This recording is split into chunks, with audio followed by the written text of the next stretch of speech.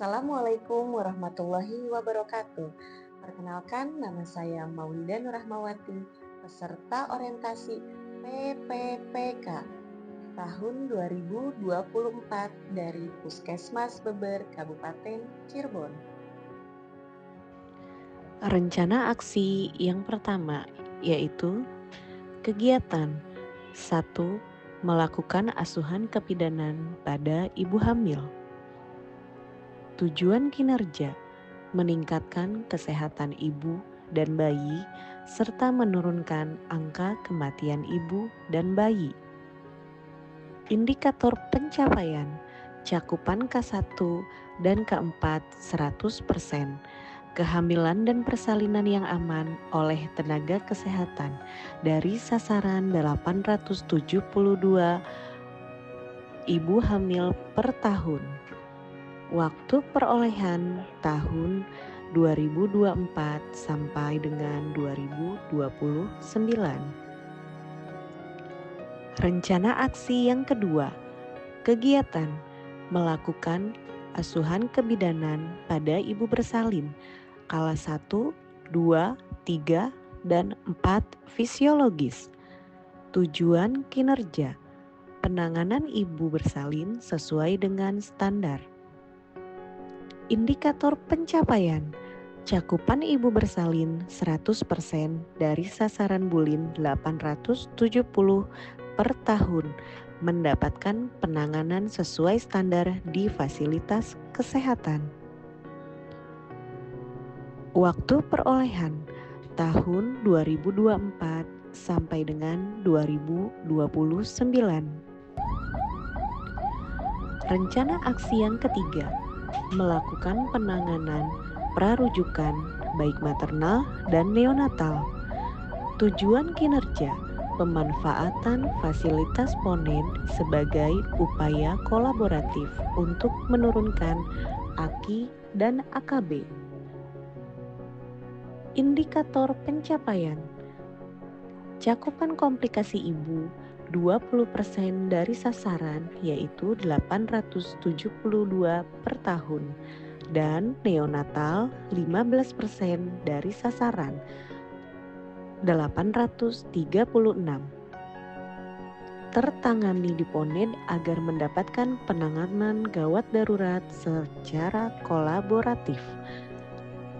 Waktu perolehan tahun 2024 sampai dengan 2029.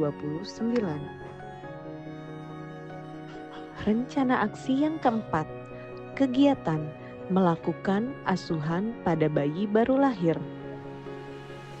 Tujuan kinerja deteksi dini komplikasi persalinan kelainan pada bayi baru lahir. Indikator pencapaian semua bayi baru lahir mendapatkan pemantauan oleh tenaga kesehatan Puskesmas Beber. Waktu perolehan tahun 2024 sampai dengan 2029. Rencana aksi yang kelima, pemeriksaan SHK atau screening hipotiroid kongenital bagi bayi baru lahir. Tujuan kegiatan melakukan pemeriksaan SHK pada bayi baru lahir usia 48 sampai dengan 72 jam. Indikator pencapaian semua bayi baru lahir dilakukan screening hipotiroid kongenital sehingga dapat terdeteksi dan mendapatkan penanganan. Waktu perolehan tahun 2024 sampai dengan 2029.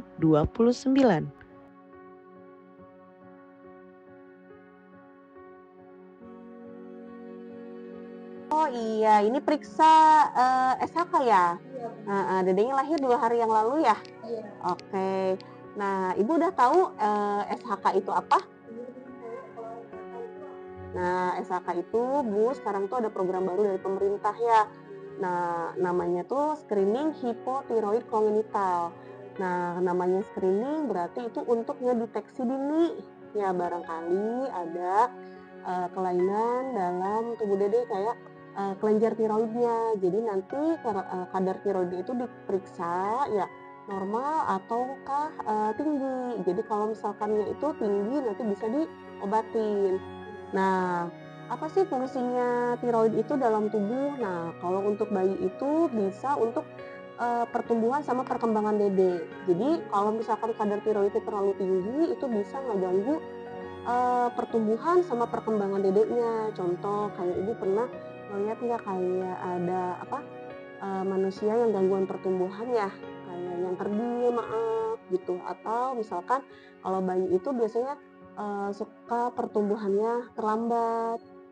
Nah, atau perkembangannya itu biasanya tuh dari motoriknya, misalkan yang bayi yang, sepantarannya udah bisa jalan atau udah bisa, berdiri. Nah, dedenya misalkan kalau misalkan itunya tinggi, itu bisa memperlambat itu, gitu ya. Jadi nanti, udah tahu diambil darahnya dari mana dedenya? Belum ya? Belum dijelasin ya? Jadi nanti dedenya itu diambil sampel darahnya itu dari tumitnya dede. Nggak banyak kok ya, cuman 2 sampai 3 tetes aja cukup. Nah nanti sampel darahnya itu dikirim ke rumah sakit di Bandung. Nah biasanya kurang lebih itu nanti hasilnya keluar dalam waktu 2 minggu. Kalau misalkan dalam waktu 2 minggu ibu tidak ada telepon dari kita pihak puskesmas, biasanya hasilnya itu normal Bu. Jadi nanti yang ditelepon itu yang ditindaklanjutin aja kayak kadar tiroidnya tinggi, nah itu baru dicek ulang lagi, baru kita tindak lanjuti. Kalau misalkan selama itu tidak ada telepon ya berarti aman, bagus semua. Betul, iya, oke. Nanti saya catat dulu alat-alat yang diperlukan untuk pemeriksaan SHK adalah yaitu yang pertama sarung tangan steril tanpa bedak, yang kedua kertas saring, yang ketiga lancet, yang keempat kasa steril, yang kelima alkohol swab, yang keenam hitofik, kemudian tersedia juga safety box untuk lancet bekas, kemudian timbangan, kemudian letakkan kertas saring di area yang aman. Setelah itu kita lakukan dep pada area suntikan.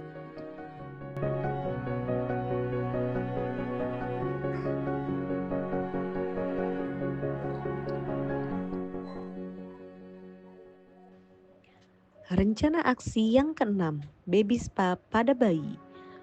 Tujuan kinerja untuk meningkatkan kesehatan dan pertumbuhan pada bayi serta memberikan stimulasi.